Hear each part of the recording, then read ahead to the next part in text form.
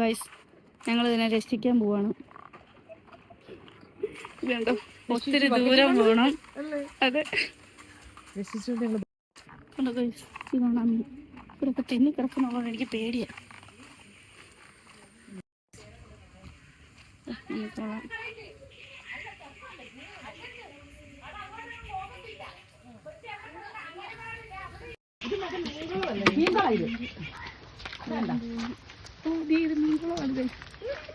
ഈ മഴ വന്നപ്പോ ചാടിയതായിരിക്കും അല്ലേ? ബക്കറ്റും പോയ ദൈവമേ, എന്തൊരു കഷ്ടമല്ലേ. ഓ ജീവിക്കും. അല്ല നിങ്ങൾക്ക്